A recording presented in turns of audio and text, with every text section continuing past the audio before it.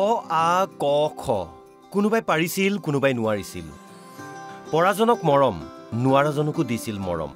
সেয়েহে আজি মানুহ গঢ়া মানুহজনলৈ অলেখ মৰম ৰাইজৰ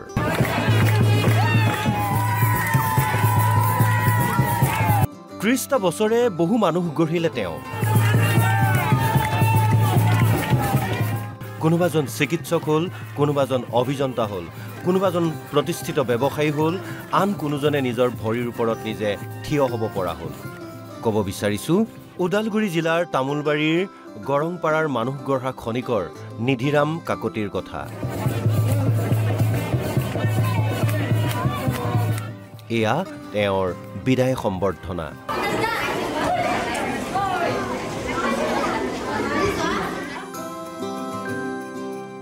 যি দৃশ্য ভাইৰেল হৈ পৰিছে সামাজিক মাধ্যমত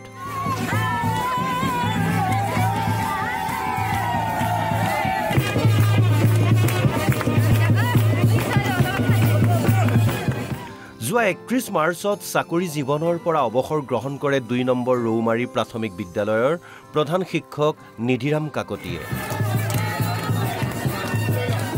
সেইদিনা প্ৰধান শিক্ষকগৰাকীক অঞ্চলটোৰ ৰাইজে ব্যতিক্ৰমীভাৱে বিদায় সম্বৰ্ধনা জনায়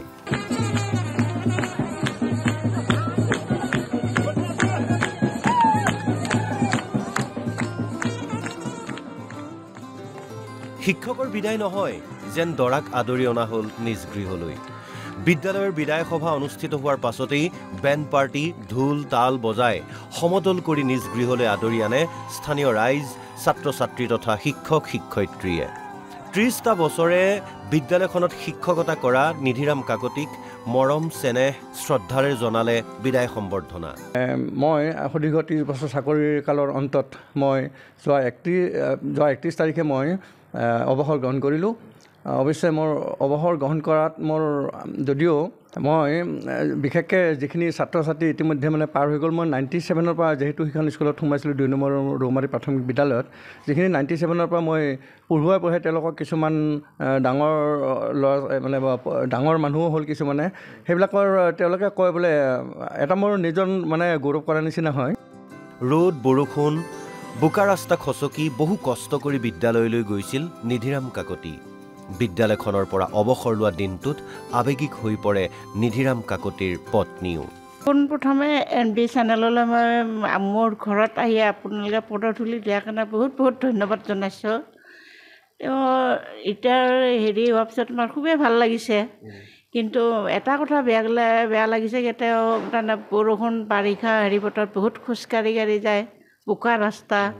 তেনেকৈ হ'লে বহুত কষ্ট কৰি তেওঁ স্কুল ক্লাছ কৰিছে ল'ৰা ছোৱালীকেইটা অলপ আগবাঢ়ি যাওক বুলি তাৰপিছত যিদিনাৰ পৰা মানে তেওঁ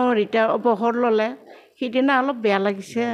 ব্যতিক্ৰমীভাৱে প্ৰধান শিক্ষকগৰাকীক বিদায় সম্বৰ্ধনা দি সুখী অঞ্চলটোৰ ৰাইজ এনেকুৱা যেনিবা তেওঁ শিক্ষক নহয় তেওঁ দৰাহে সাজি আহিছে এনেকুৱা লাগিছে ৰাইজে ইমান মৰম দিছে এনেকৈ দাঙি লৈ আহিছে আমি তেনেকুৱা দেখা পোৱা নাছিলোঁ সৰুৰ পৰা ডাঙৰ হ'লোঁ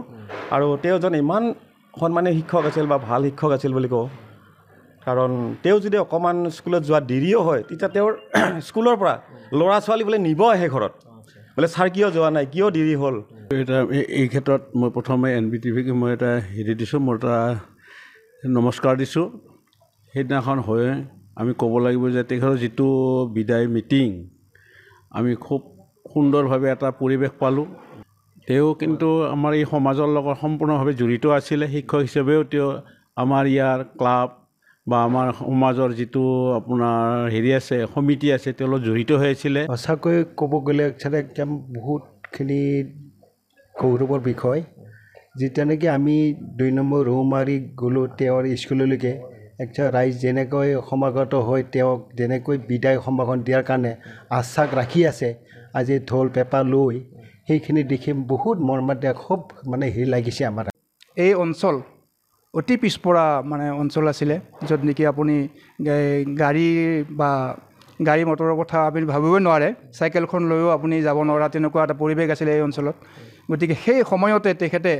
ঘৰৰ পৰা প্ৰায় 23 কিলোমিটাৰ মানে দূৰত্বৰ স্কুলত চাইকেলেৰে তেওঁ অহা যোৱা কৰি দৈনিক তেওঁ স্কুলত অহা যোৱা কৰি তেওঁৰ